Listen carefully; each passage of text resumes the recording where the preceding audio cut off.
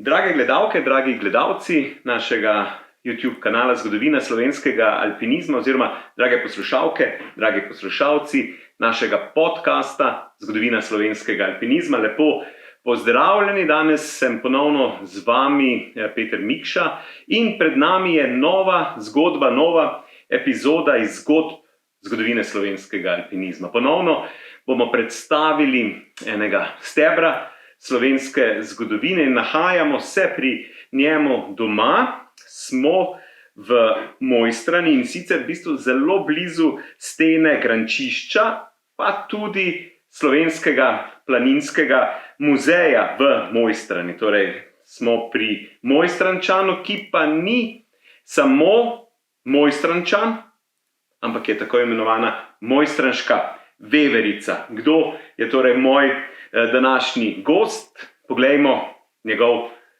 kratek opis. Janko Ažman je pomemben član ali pa pomemben člen slovenske alpinistične zgodovine. Je, pozor, prvi Slovenec, ki je presegel magično mejo 8000 metrov in sicer v navezi z Matijo Malešičem mu je to uspelo na odpravi v južno steno Makaluja leta 1972 leta. Ne samo, da je dosegel oziroma presegel višino 8000, 3 leta pozneje je Janko Ažman v navezi z Nejcem Zaplotnikom dosegel vrh prvega slovenskega oziroma jugoslovanskega tedaj 8000čaka Makaluja, torej znamenita odprava leta 1975. Prav ta odprava pod vodstvom legendarnega Aleša Kunaverja je Slovenijo, tedaj seveda še Jugoslavijo, umestila v svetovni alpinistični vrh. Janko je tudi prvi Slovenec, ki je preplezal enega od 3 tako imenovanih zadnjih problemov Alp. In sicer naveza Janko Ažman, Zvone Kofler, Klavdij Mlekuž, Janez Brojan, Matija Malešič in Tine Čopič je leta 1968 preplezala steno Granžerasov po Vokerjevem stebru. Med alpinisti velja ob tem za še posebno legendo, že danes omenjeno, je eden od članov oziroma soustanovitelj znamenite, danes legendarne med plezalci, plezalne skupine tako imenovanih mojstranških veveric. To so bili fantje, 6 njih, ki so bili člani te skupine, ki so v 60. in 70. letih prejšnjega stoletja, lahko rečemo, premikali meje mogočega tako v domačih kot v tujih stenah. Ob tem je bil Janko tudi dolgoletni gorski reševalec. Tako, prehajamo sedaj v naslednjo poglavje tega pogovora, ključno poglavje. Prisluhnimo, torej, kako se je Janko znašel v svetu vertikale, kje se je vse začelo, kako se je začelo, kdo so bili njegovi soplezalci, pa najbolj zapomljive odprave, seveda gore, stene, smeri. Prisluhnimo, kaj mi je povedal, torej prisluhnimo plezalni zgodbi Janka Ažmana. Janko, lep pozdrav. Pozdravljeni. Me veseli, da si se odzval mojemu povabilu, me veseli, ker se lahko družim tukaj pri tebi z legendo, stebrom slovenskega alpinizma. Veseli me, ker se tako domače tudi tikava, kot je prav, ne, med hribovci, med plezalci, gorniki in tako naprej. Predlagam, da kar začneva z... Sem tudi jaz vesel. Ja, greva s prvim vprašanjem, takoj začneva. In sicer vprašanja so kronološko postavljena, sedaj že kar precej znana, ko gostim plezalce, pa najprej tisto najpomembnejše, ne, kdaj in kje se je vse, kar se plezanja tiče, začelo. Kdaj si se začel ukvarjati z alpinizmom in zakaj, torej zakaj tam? Ja, z alpinizmom sem se začel ukvarjati leta 1964, in to tle v domači mojstrani. V domači mojstrani pa zato, ker smo se vsi poznali in so seveda starejši fantin nas mlade pritegnili, kam so nas peljali in tako smo začeli pa tudi sami plezati. Najprej pa skoraj skozi je bil moj plezalec Zvone Kofler. Vse težke stvari sva splezala skupaj.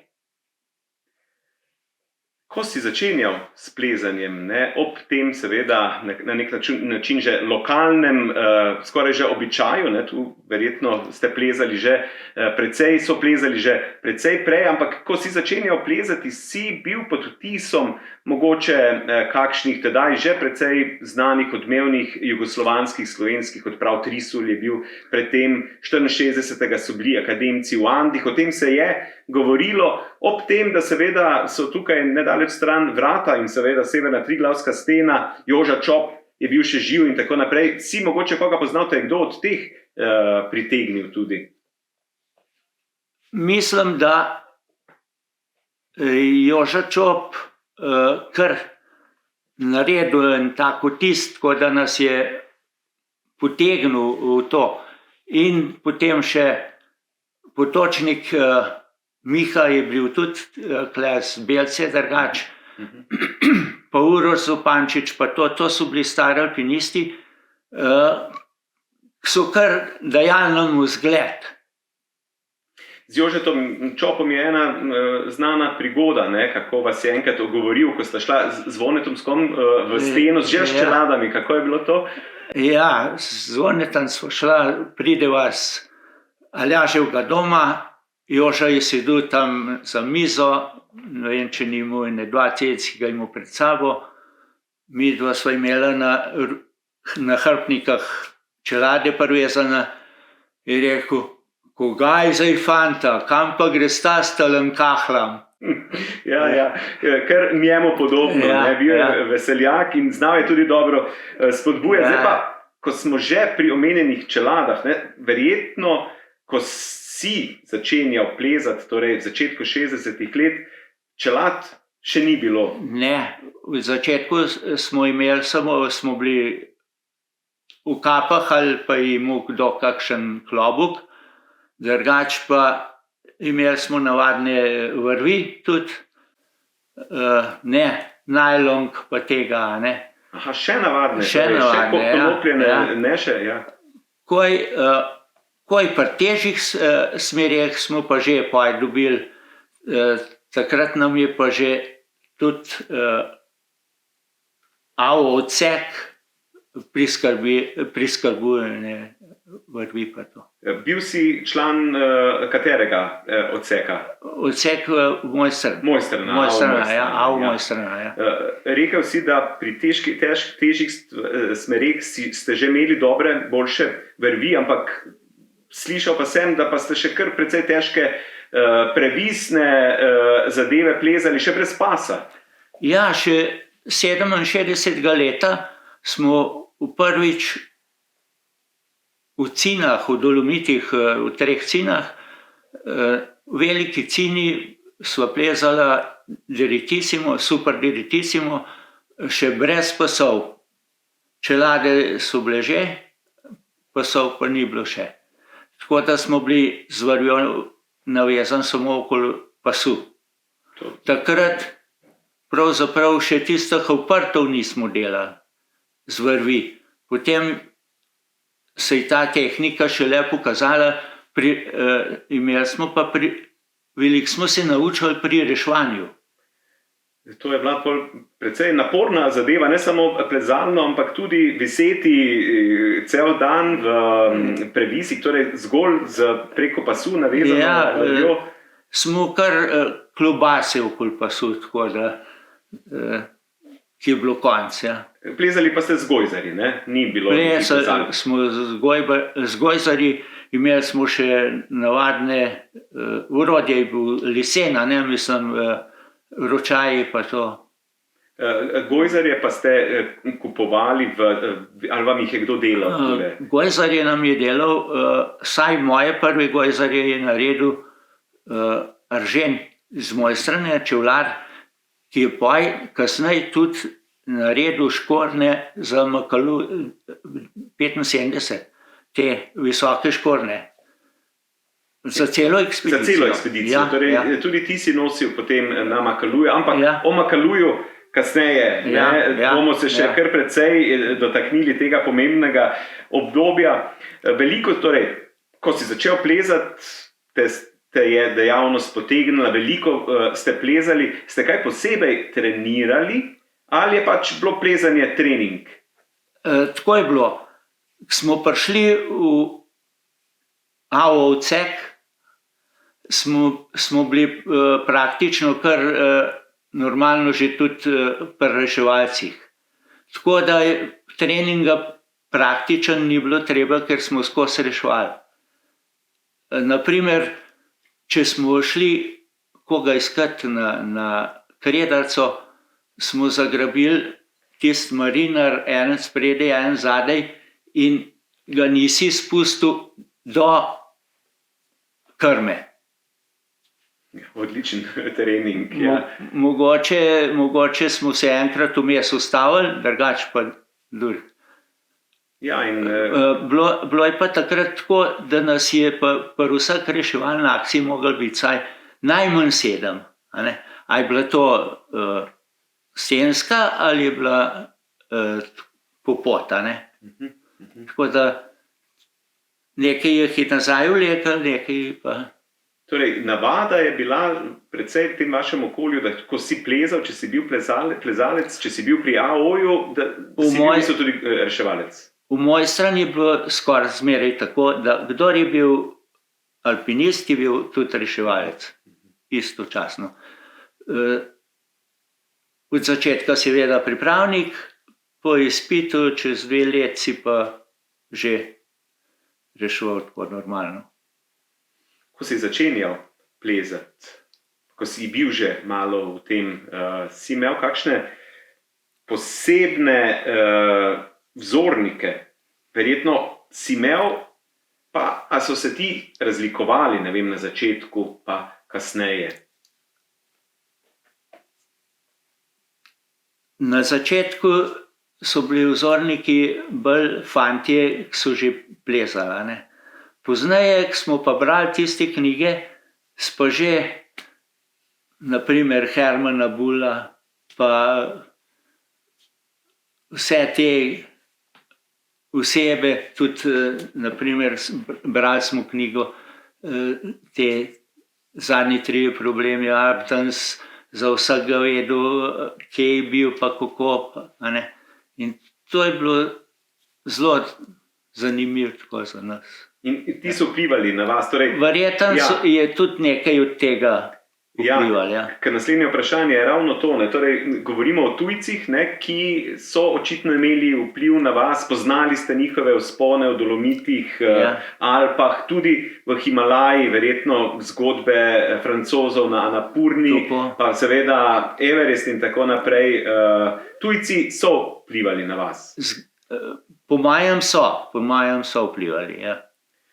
Lahko našteješ mogoče, ali pa iz vseh teh tvojih vzornikov, ki si jih imel, pa ne zgolj vzornikov, tudi lahko soplezalcev, našteješ 3, ki lahko rečeš, da so te naredili za alpinista, kot si bil. Torej, da so bili najpomembnejši v tvojem plezalnem življenju, v dejstvovanju. Ja, mislim, da se Klekar ustavil v odseku, domačem odseku. To je bil Klavdij, je kar veliko pripomogel. Potem pa, ne vem, potem sva pa kar Zvone tam. Ja, z njim sta veliko plezala, tako, ja. In to je, lahko rečemo, tudi tista plezalna, že omenjeno... Sigurno sva bila eno od drugega, zato nam je pa je tudi ratvala. Je bil ki blizu doma, tule sta bila blizu doma? Samo čez vodo, tam čez tako, Bistrico. seveda, to je Skoraj soseda. Najbolj primeren soplezalec, ki je zelo blizu. Torej, Zvone Kofler je bil tisti, ki je s tabo največ plezal v nekem obdobju, seveda, skupaj. Potem pa je počasi verjetno bila tudi že v mojstranju tudi neka klapa. So bili to starejši plezalci ali ste se začeli med sabo tako približno isto stari družiti? Prej so bili kakšen let mlajši ali pa isto stari. No. In to je...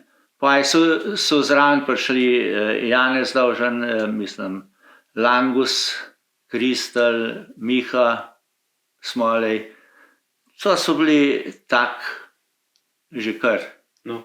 In govorimo že o mojstranških vevericah. Ne? To je zelo znana skupina, če prebiramo zgodovinske zapise enega obdobja 60-ih, 70-ih let na Slovenskem, ne gre čez mimo mojstranških veveric. Bilo je še nekaj drugih skupin, Ljubljana, Kranjčani in tako naprej. Se spomnim, Ljubljančan so bili zelo od Cica, Štupnika do Krivca, pa Krivica, a ne. Pa to je bila kar dobra ekipa, samo oni so srečo imeli, ko so študirali, so več časa imeli. Mi smo hodili na šiht, v službe, in smo samo konc tedna. In ta lokalna družba, potem lokalnih plezalcev, domačinov, se zamisli, da bi imeli svojo skupino in jo seveda poimenujejo. Ne še takoj. Mi smo začeli kar zelo obiskovati Dolomite, te tri cine. Tam smo praktično preplezali vse težke stvari v enem obdobju 3 let. Vse tudi, naprimer, to streho največjo v Cini, so jo en let, a so 67. ali 68. Nemci priplezali, smo prvo ponovitev so mi dva pa naredila. In tam je tudi raz Kortinskih veveric, to smo pa plezali tudi s Klavdi, pa Zvone, pa jaz, in tam se nam je pa porodila ta zamisel in smo rekli, zakaj pa toliko smo že priplezali, smo pa že zaslužili, da tudi mi rečemo kaj na to stvar. In ime je hitro prišlo. In tako je kar se prijel ta ime mojstranške veverice. Imeli ste tudi enoten stil, torej videz, z majicami, z vevericami, rdeče barve. Rdeče puloverje na rokavu z veverico. So vas hecali kdaj drugi, ko ste bili, v vratih, pa so prišli kaki Ljubljančani, pa so rekli, kaj zdaj? Niti ne, nismo nikoli imeli nič. Smo se kar dobro zastopili, kar zelo z vsem. Omenil si že raz Kortinskih veveric. Očitno je to bila tudi ideja za eno pomembno tvojo prvenstveno smer, in sicer v svingi, torej nedaleč stran. Lahko rečemo, da je svinga res ena izjemna zgodba. Pustimo samo konfiguracijo stene, del stene v naši severni Triglavski steni, ampak ima pomembno zgodovino. Tam se je dvigala meja leta 61, ko splezata Aleš Konaver in Mikec Drašler. Prvo smer, pa potem, ko Mahkota pa Ščetin obraz splezata, torej na nek način lahko rečemo železna doba slovenskega alpinizma odpira nove linije. No, potem se pa pojavi nova, tretja, lahko rečemo zaključena trilogija z tako imenovanim razom mojstranških veveric v svingi, ki pa je sicer tehnična, ampak predvsej že je bilo prostega plezanja pri tem, ko splezaš ti s soplezalcem tole linijo, očitno oba mojstranške veverice. Kako je prišla sploh ideja ste imeli ogledano to linijo in kako je vzpon izgledal? Večkrat sva se ozirala pravzaprav na to svingo. A ne? In S kom si jo preplezal? s Zvonetom Koflerjem. Ja, tako, da se ve. Preplezala sva z Zvonetom Koflerjem in večkrat sva prej opazovala to svingo od daleče, pa sva pa dostikrat, dvakrat sva šla Prusik Šalje, da sva točen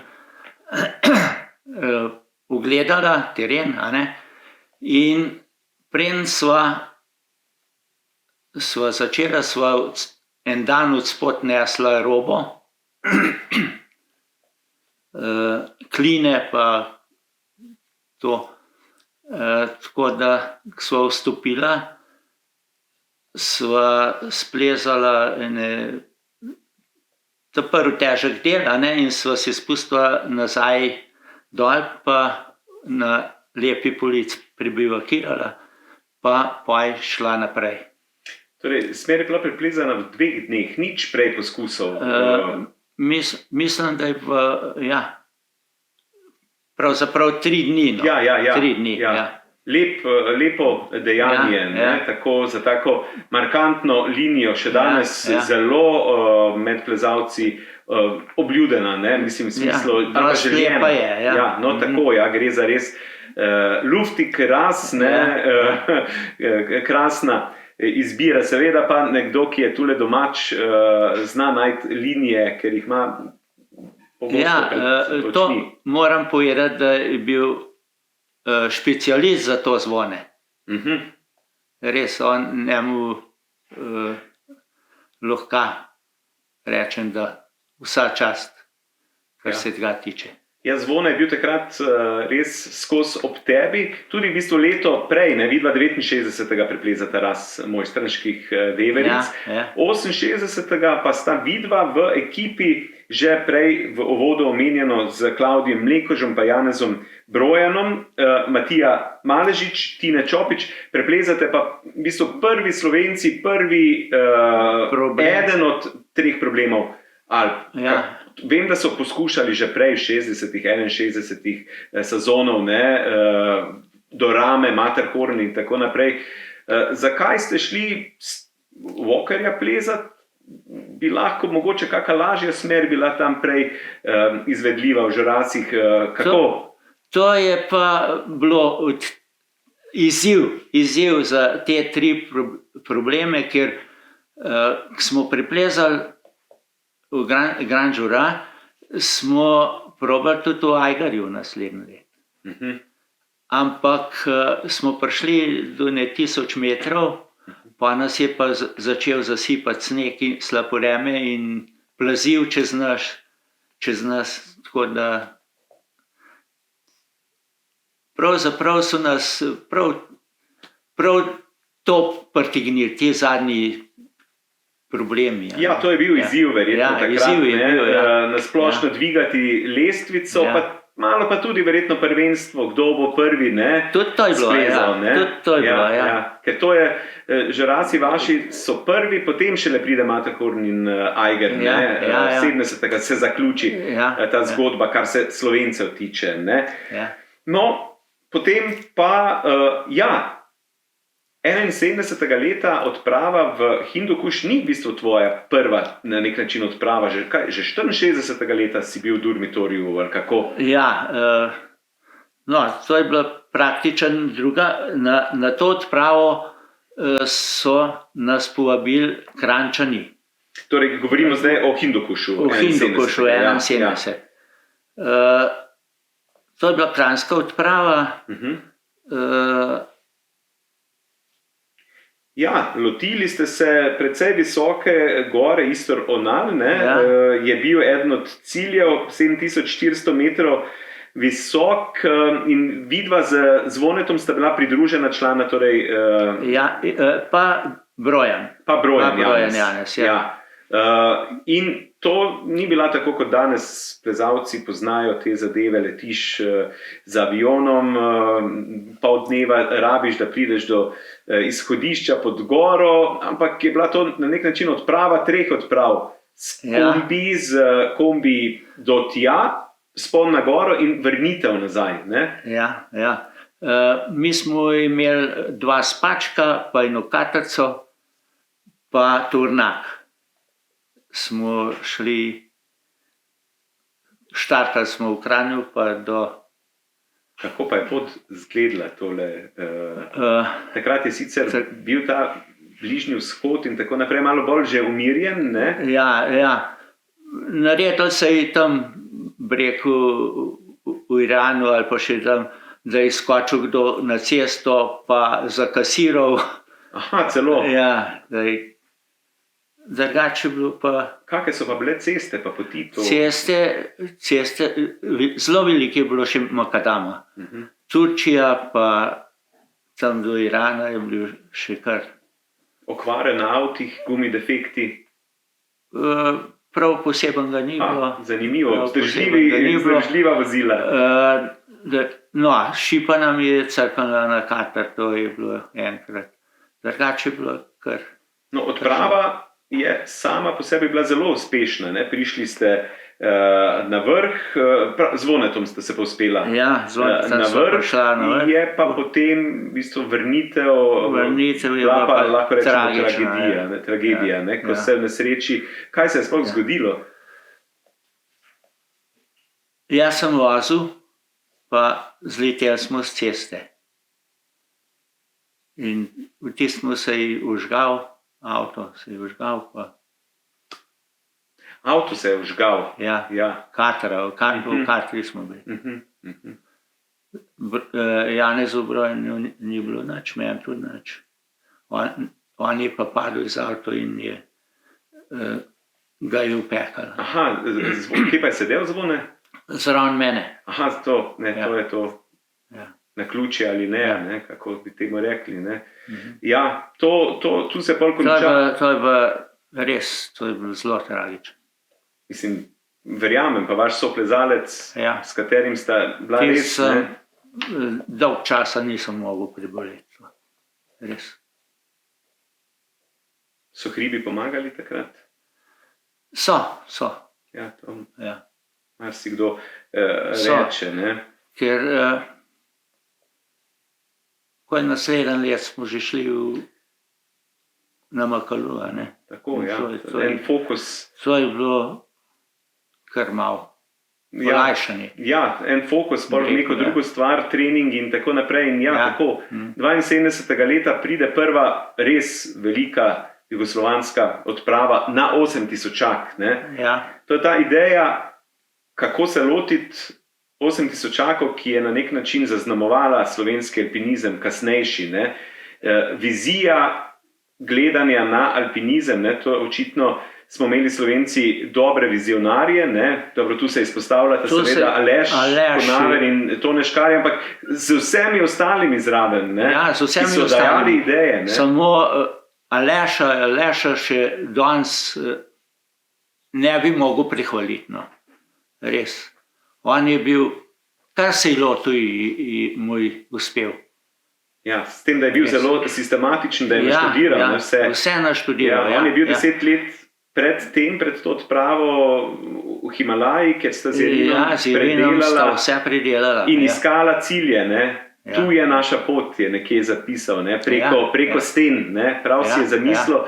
In vi ste takrat uspeli preplezati steno in priti na 8000. Torej govorimo ti in Mitja Maležič. Matija Maležič sta prva, ki sta v bistvu dvignila to lestvico čez 8000. Postavila sva tabor 4, ne 5, tabor 5 na 7, nekaj čez 7900. Pa še naprej sva potegnila to, da sva prišla čez 8000. In to takrat brez kisika. Mogoče bi še rinila naprej, takrat sva imela še kar nekaj moči, pa ne vem, je ustavili. Tudi grozen veter je bil, Tudi vreme se je počasi kvarilo. Tako da, Torej, če bi bil kisik, bi mogoče šlo naprej, ali pa tudi ne. ali pa tudi ne, Ja. ker je tudi videl se nič ni, a ne. Ker to je tako zasipal veter, da je bilo nemogoče skoraj. Kaki so pa bili občutki, v bistvu na tej odpravi pridete pod tako mogočno steno? Je bilo veliko straha ali je bilo veliko samozavesti in poguma? Ja, mislim, da smo bili kar fejst pogumen, pa mislim, je bilo dosti poguma, no. Ker prvi, ko smo prišli v bazo, smo imeli sestanek in smo se mogli odločiti, a gremo v steno, a gremo francoski ras, a gremo po Japonska je že tudi imela eno smer, a ne. In vsi smo pač rekli, probajmo v steno, a ne. Kako ste pa trenirali takrat za Himalajo? Torej, to je tvoja prva Himalaja, imel si sicer izkušnje iz Hindukuša, ampak kako je doma izgledal trening? Verjetno ste prav trenirali specifično. Ja, za Makalu smo kar... Jaz sem imel pravzaprav tlele poligon na Vrtaško planino. To sem kar večkrat na teden laufal gor, drugače pa pozimi pa se je naredilo, da sem šel s popoldanskega šihta, vzel smuče, pa na Kredarico, pa nazaj popolne na šiht. Samo to takrat še ni bilo prevožen, to sem mogel od moje strani pa skozi peš pa gor. Dobre kondicijske. To je bilo kar, ja. In je pomagalo to potem? Je, mislim, da je kar pomagalo. Ste pa tudi veliko takrat po zimi plezali v hribih, v stenah. Ja, tudi takrat se je plezal.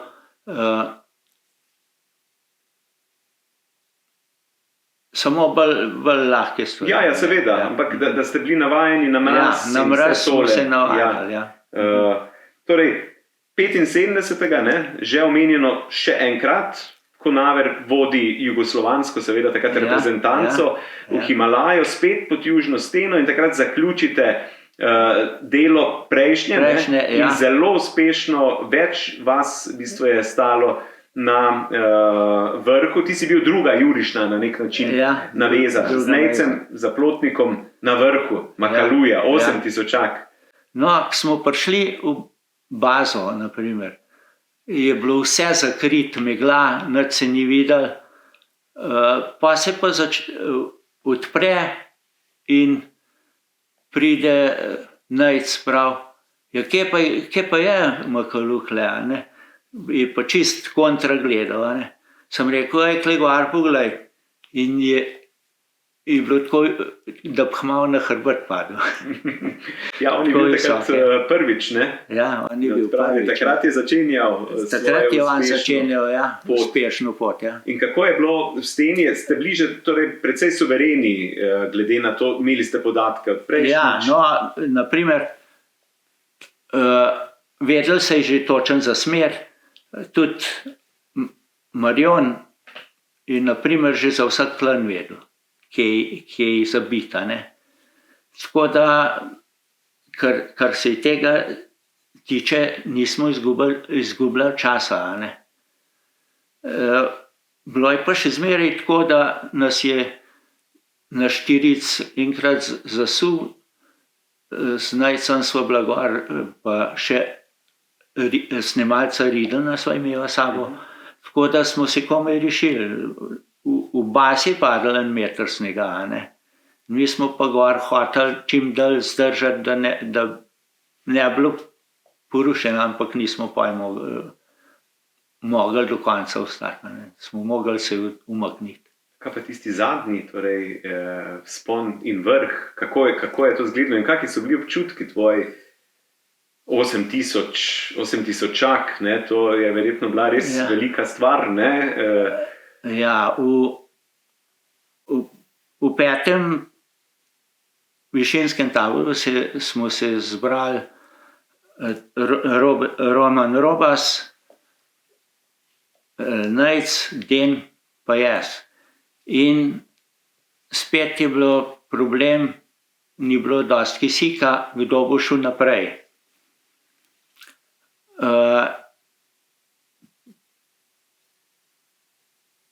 Nekaj časa smo se še, da bi šibice vlekli, pa to, pa un. Tako celo. Ja, pa so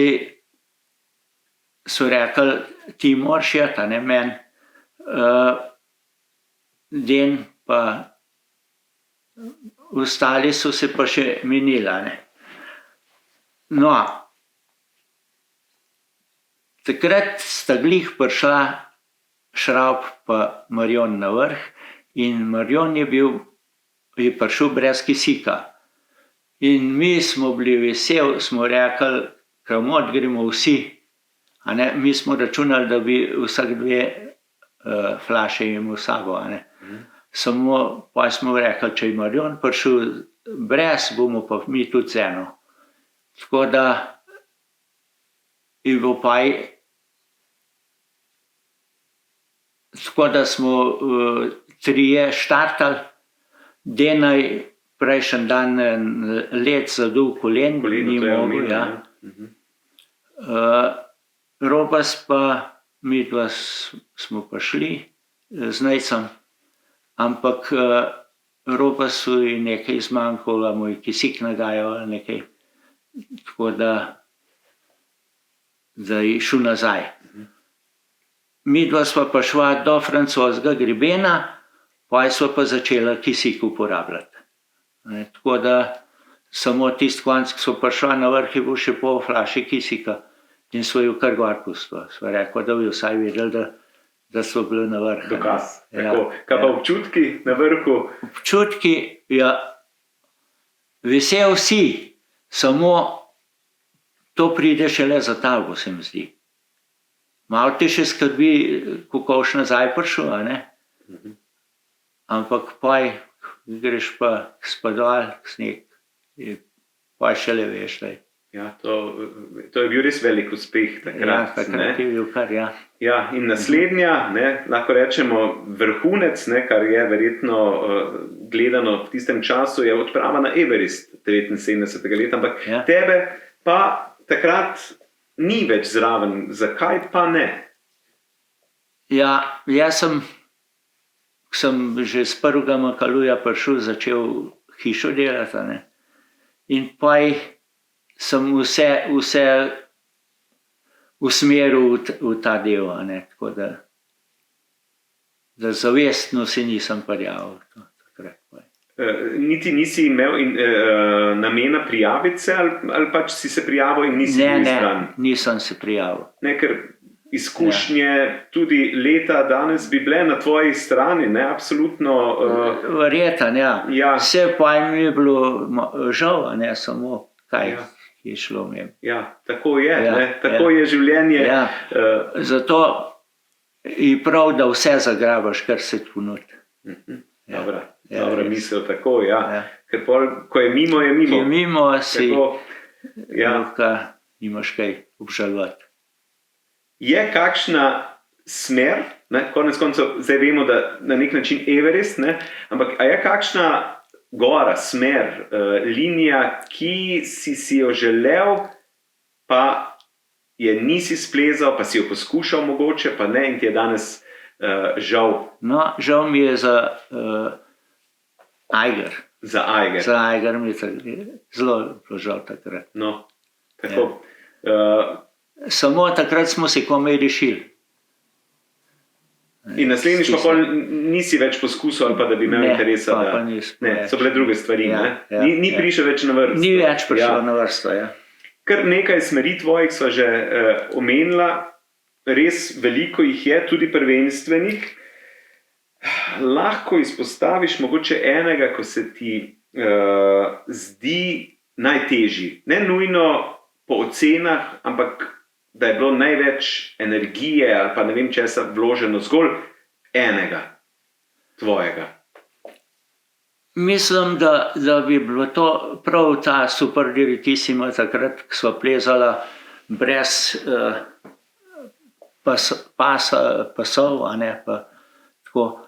Pa od spodaj je žena na sredstva biokirala, zgoraj na je pa že zalijala. Gor se je sneg tajal in je zelo bilo mokro. Torej, najtežja preizkušnja na nek način. Kaj pa? Ja. Pa prva taka težka je bila, ne.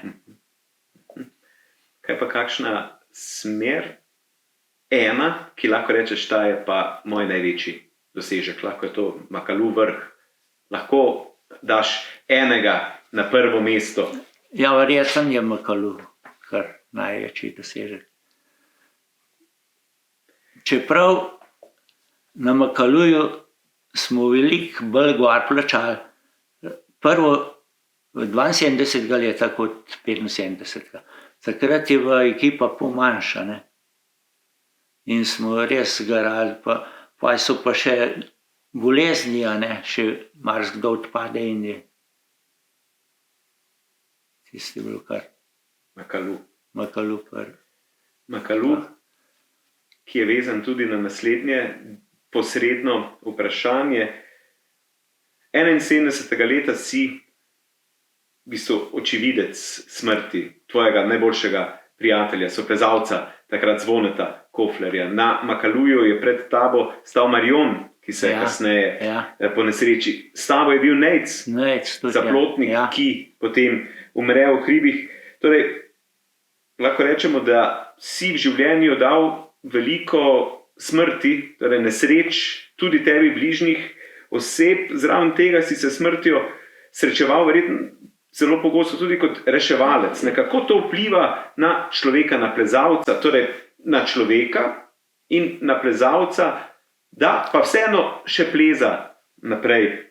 Kako se srečuje, kako se soočaš v bistvu s smrtjo, ki je na nek način neizbežna spremljevalka pri plezanju? Zelo te prizadene smrt tistega, ki poznaš, a ne, pa ki ti je blizu.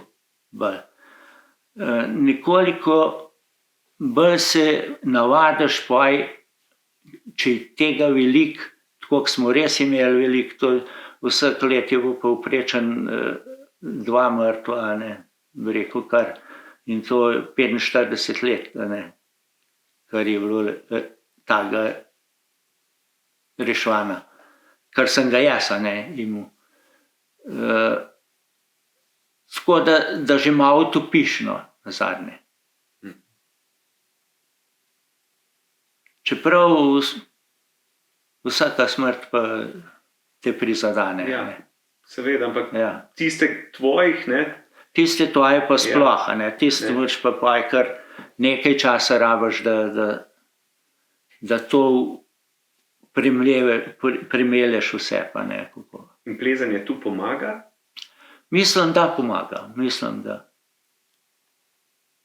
Tako je, ne? To je življenje. To je življenje, ja.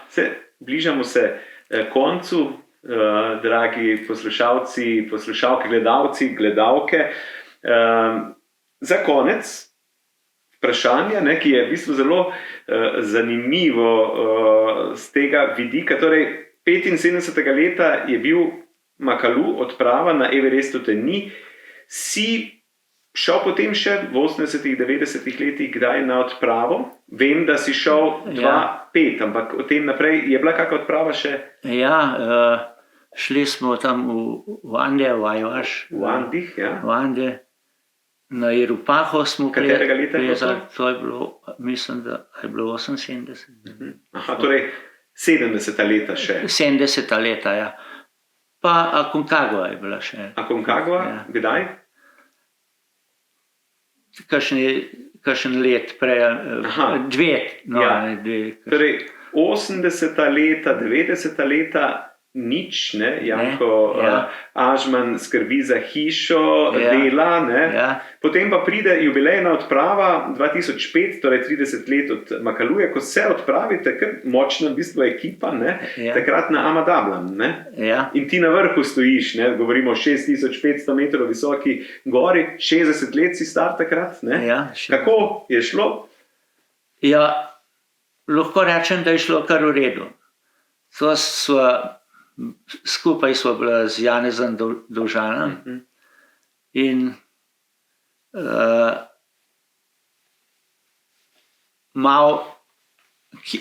prvi nas je povabil to Grošelj že kakšne pol leta prej rekel, tako da smo vsaj lahko malo začeli potrenirati. Ampak to je bila meni tako res lepa odprava. No.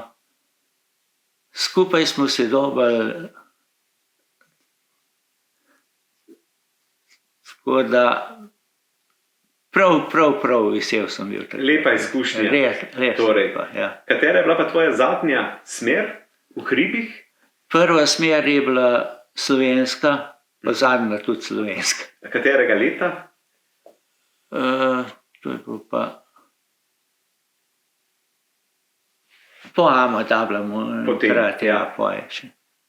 Alpinist sploh kdaj neha biti alpinist? Fizično verjetno že, ne? Fizično že. Po srcu pa najbrž ne. Tako. Ja. S to srčno zadevo zaključujemo. Hvala, Janko, da si me gostil. Hvala, ker si bil gost. Hvala za te tvoje življenjske zgodbe, prelomnice in tako naprej. Me je veselilo. Ja, tudi mene. Hvala tudi tebi. Ja, dragi gledalci, drage gledalke, poslušalci, poslušalke, to je bila nova epizoda iz zgodovine slovenskega alpinizma. Hvala še enkrat Janku za to, da je delil z nami te svoje spomine. Kar se pa nas tiče, pa se vidimo, slišimo kmalu. Do takrat pa srečno.